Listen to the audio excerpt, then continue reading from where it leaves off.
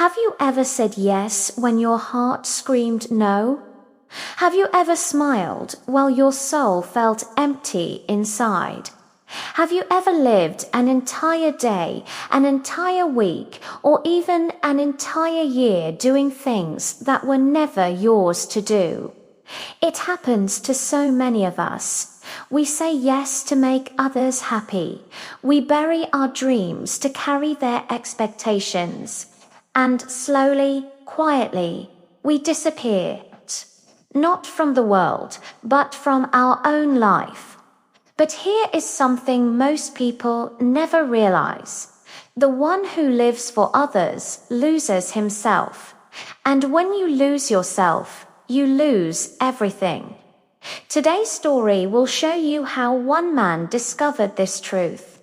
My friend, stay with me, because at the end of this story, I will share a simple question that will help you take your life back.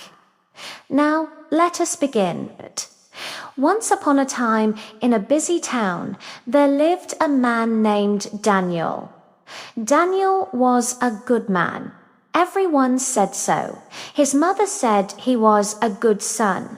His wife said he was a good husband. His boss said he was a good worker. Yes, Daniel was good.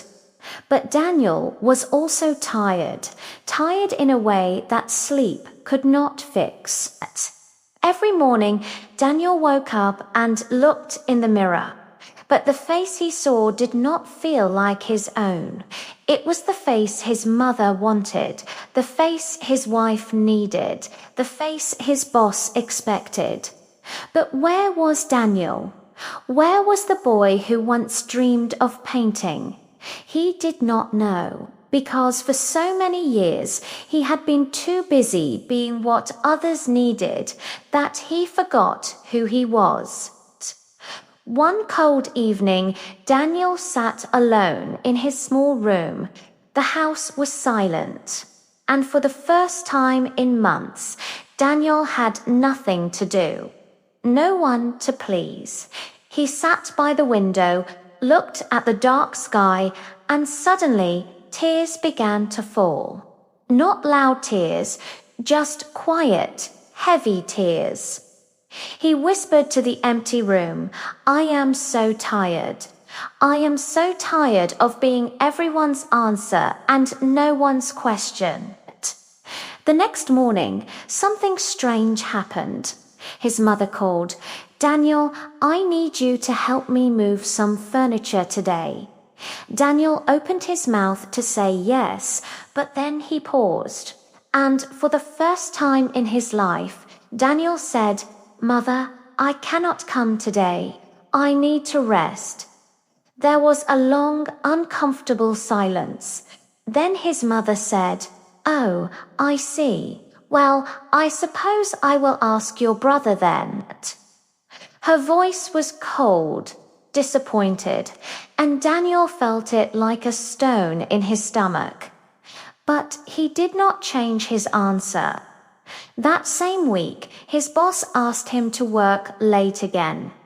"Daniel, we need this report by tomorrow." Daniel looked at the clock. It was already 7 p.m. He had promised his daughter a bedtime story.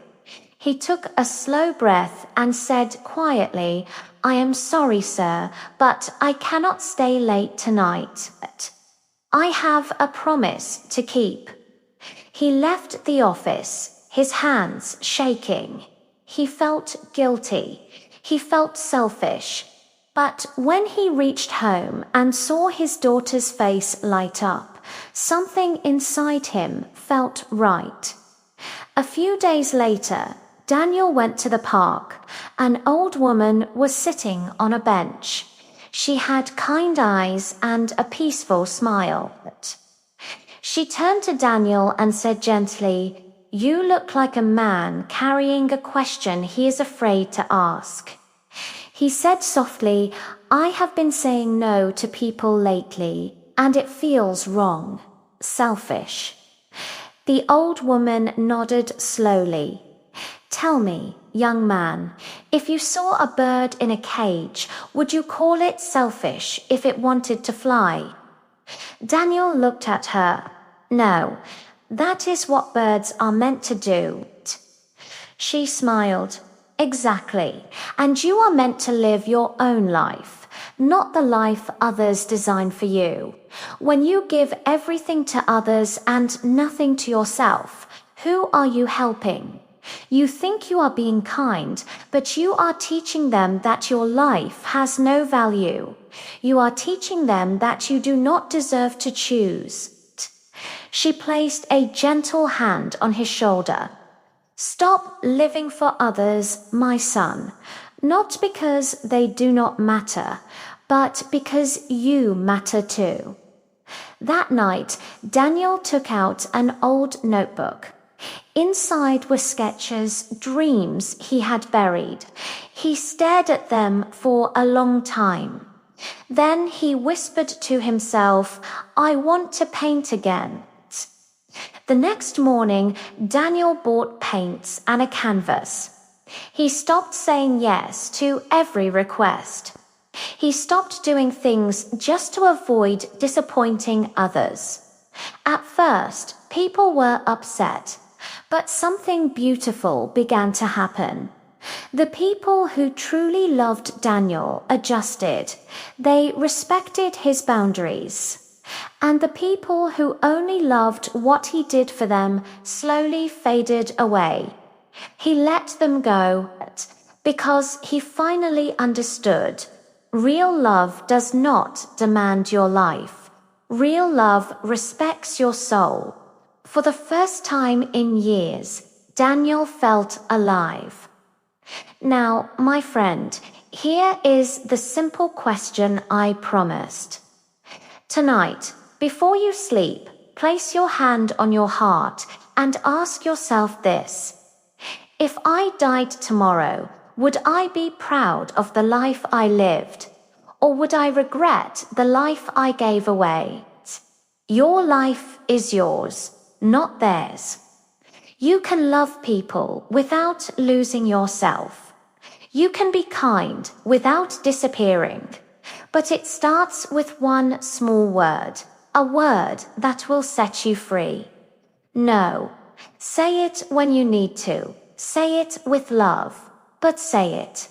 Because every time you say no to something that is not yours, you say yes to something that is.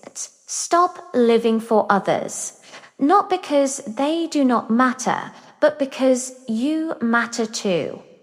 If this story touched your heart, please like this video, share it with someone who needs to hear it, and subscribe for more stories that bring clarity and courage to your life. Until next time, live bravely, choose wisely, and remember, your life is yours.